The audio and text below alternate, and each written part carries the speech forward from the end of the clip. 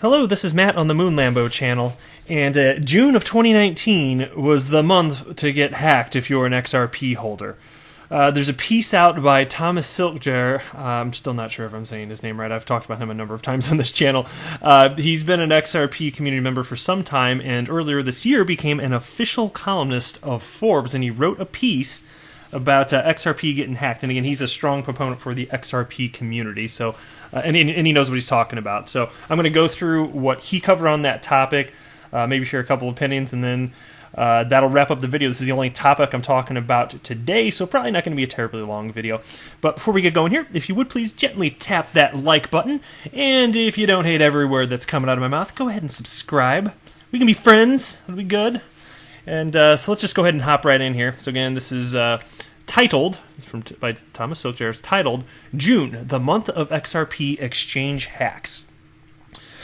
June was a busy month for exchanges, with two significant hacks targeted XRP trading exchanges with more than 33 million XRP, USD value of 13 million, stolen from two exchanges, Gatehub and Bitrue.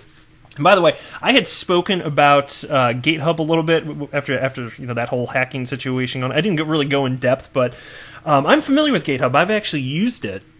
The first coin that I ever purchased that was not on Coinbase, because basically Coinbase, that was like my gateway drug into crypto, if you will. I purchased the 3 coins that were available for sale at the time.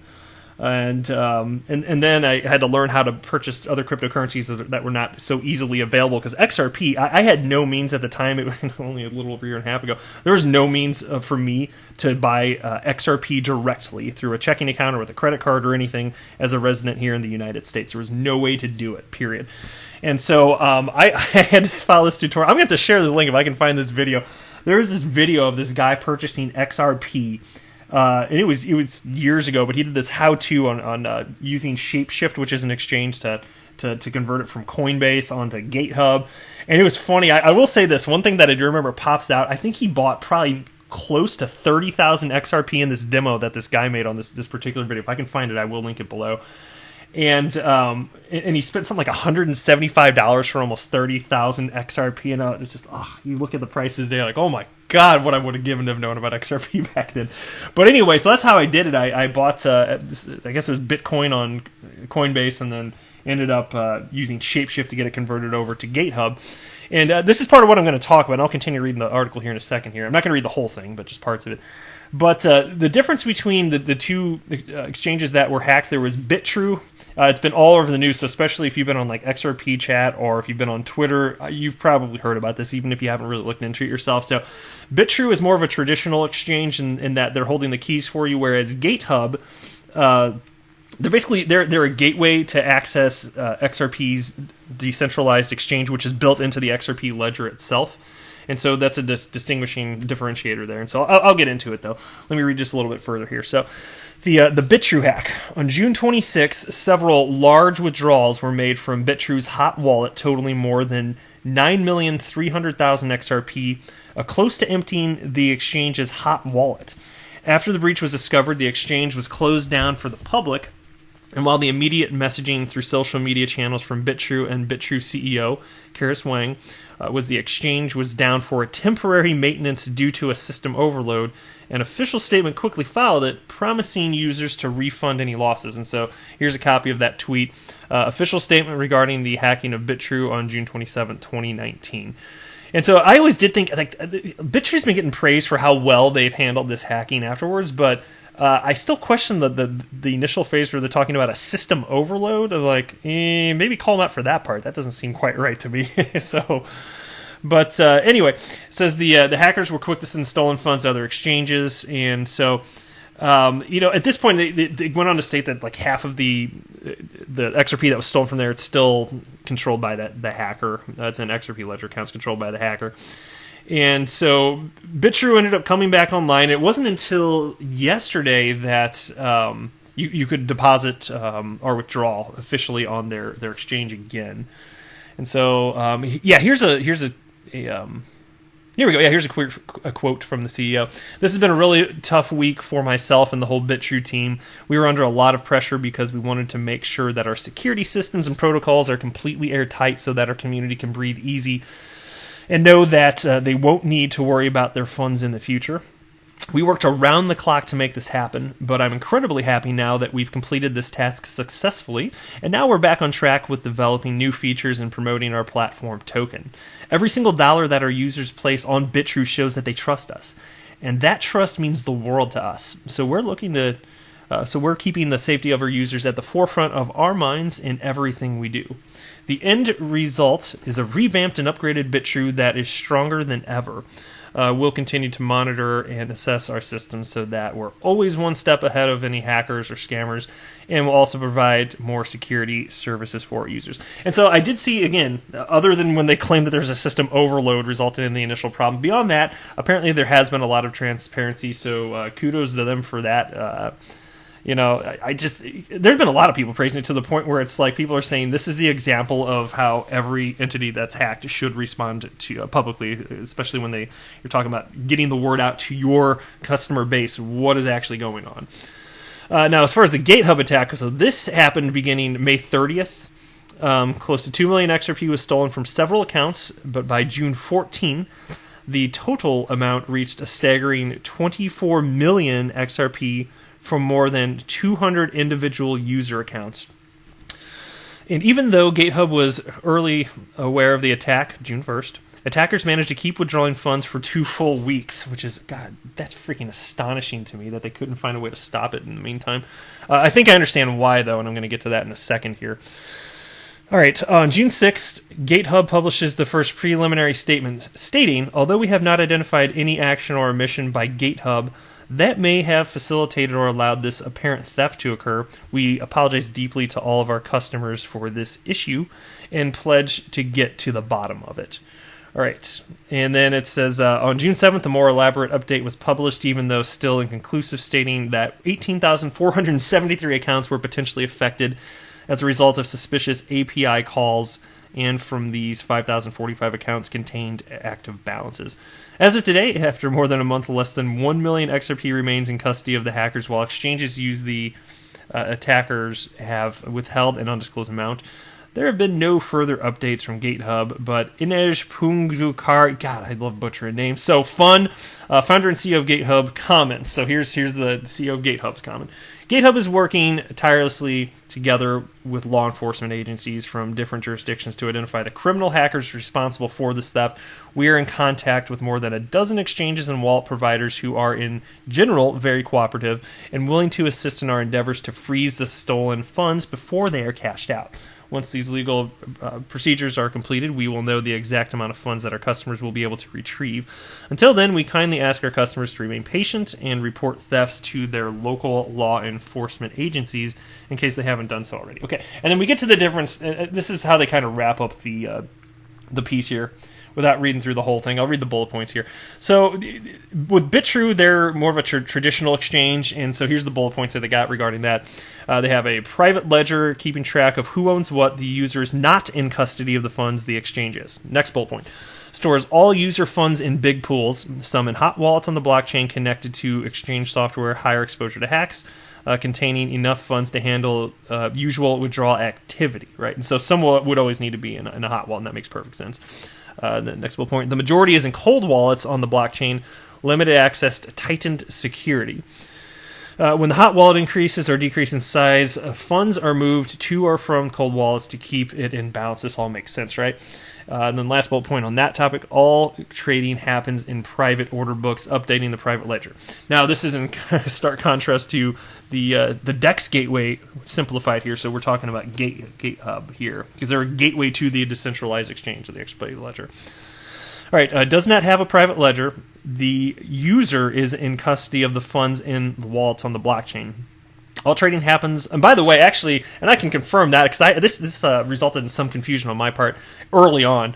When I moved my XRP off of the Gatehub exchange, I was required to leave 20 XRP in that wallet because it's not a shared wallet. It's just that was straight up mine, and you guys, you're probably well aware if you're an XRP holder of the XRP Ledger's reserve, which currently set at 20. It used to be like 300, but as the value of XRP has increased, that it's been voted to down that. And I'm sure that as the value of XRP continues to rise, the reserve amount will decrease, undoubtedly, of course. So who knows what it'll eventually. So I'll be able to get some of that back in theory. Hackers couldn't get to that because it's just locked in. It doesn't matter even if you had my private key, you're not getting that XRP. It's locked in there. But all the rest of it I did move off, and so I was like, of course. I knew about the reserve early on, so I was not surprised that my 20 XRP was stuck there, seemingly forever until they changed that threshold. But then I also had some XRP later on Binance, and to my surprise, I was able to move all of it. And at the time, I didn't realize why, but it's because the XRP that was on Binance, it was actually Binance holding it. And so basically they have this shared wallet, and then the destination tag, you can think of that as essentially your username. And so since there's so many users on there, there's just a massive quantity of XRP within this one wallet, and I was just one piece of that puzzle, essentially. So I was able to withdraw all of my XRP from Binance, and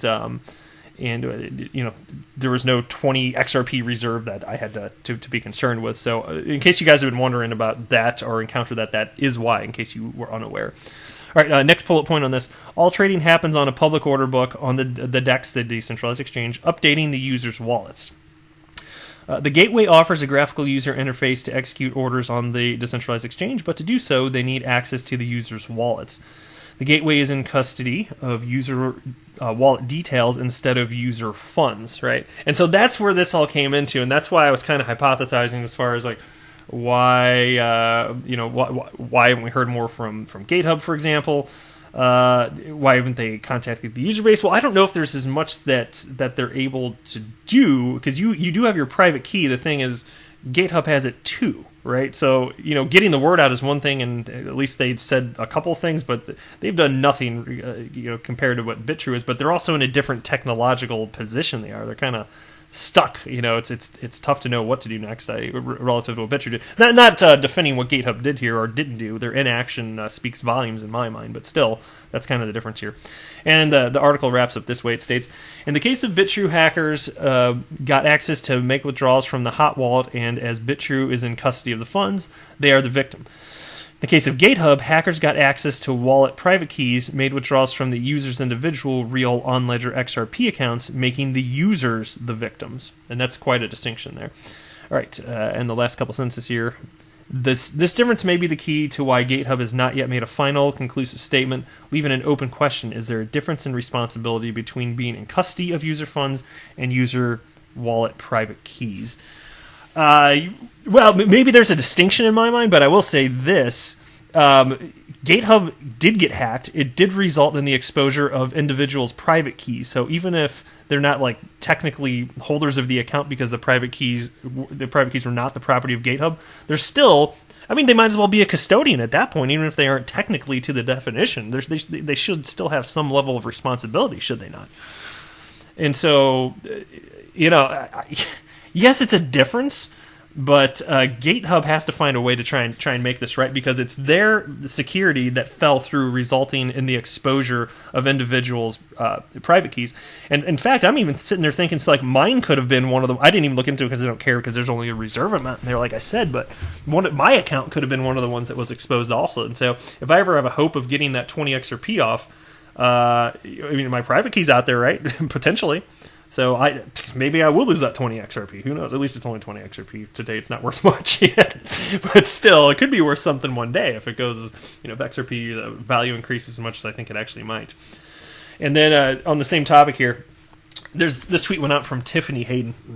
And tagged Jed McCaleb, who's one of the original architects of the XRP ledger, had a falling out with Ripple, and then started Stellar. And so she tagged him and wrote, if you wanted to extend the largest olive branch in history, offering Lumens, XLM, to XRP supporters who have been hacked on Gatehub, completely ignored, and basically F-worded, I'm censoring it there, would be pretty monumental, just a thought. And then she writes in parentheses, I wasn't hacked. And there are just a couple tweets in here that I want to share with you, kind of shed a little bit more light on the specifics of this. So somebody wrote a question, Recreational Rex, tweeted to Tiffany, my understanding is Gatehub is an online ledger wallet and not truly an exchange. Regardless, poor communication and a lot of CRP followers are disgusted. And Tiffany responded, my understanding is that Gatehub held the secret keys to everyone's wallet in a database and it was hacked, making everybody's secret key no longer a secret. Let's see what Gatehub's website has to say about the matter. And then she links to Gatehub here, and then under that says, Nothing. It says nothing because Gatehub hasn't really taken care of this sufficiently. Anyway, and then so Recreational Rex responded, I do believe you are correct. He who holds the keys owns the wallet. Is there a way to change private keys on the Ripple ledger? If not, and if Gatehub is unwilling to release the control, all Gatehub accounts are F-worded. Censor that again. All right. And then Tiffany writes in response to that, yes, wallets can be rekeyed, but that's not going to help the 22 million XRP that's already been siphoned out. It's already stolen. It's gone, of course. So that's a very good point. So this is the last part I want to read, and then I'm going to wrap up the video. And because she put a little screen capture up here of some text, and it states, when a Ripple wallet is imported in Gatehub, the secret key is stored encrypted by Gatehub. Whenever a trade is made, the Gatehub password would decrypt the stored secret and sign the transaction. It was some kind of trade-off between user-friendliness and security, as stated earlier by Inage, with Inage being the CEO of Gatehub. Sadly, most people that have been hacked never traded, but only used Gatehub as a wallet to hodl. And actually, okay, we'll read one more tweet because Tiffany stated this, and it's kind of heartbreaking in a way if this is accurate. I mean, I'm sure what she's saying is accurate, but like to what degree? She wrote, XRP's early supporters were directed from Ripple trade to Gatehub. Many of the people who were hacked are the ones who that have believed and have held XRP from the very beginning. And so, again, not disputing that. What I actually meant with I was not articulating properly is how I was kind of wondering how many have basically been holding from the beginning. Is it a huge percentage of the people that were hacked, and did they lose everything? Because that's kind of like seriously heartbreaking if they've been holding it that long. Like, that's absolutely awful, and I hate hackers that are thieves. So anyway, I hope this is made right. I hope that they can get a bunch of the XP, the rest of the XP that's stolen. I hope they get back in the hands of the rightful owners. But if stuff like this happens, it's rare that you ever get it all back. Things are never put back how they were. But we shall see. I'll cover it more as news unfolds. That's all I got for you today. Thank you so much for watching. I am not a financial advisor. Do not buy or sell anything because of anything that I say or write. That would be a very, very, very bad idea.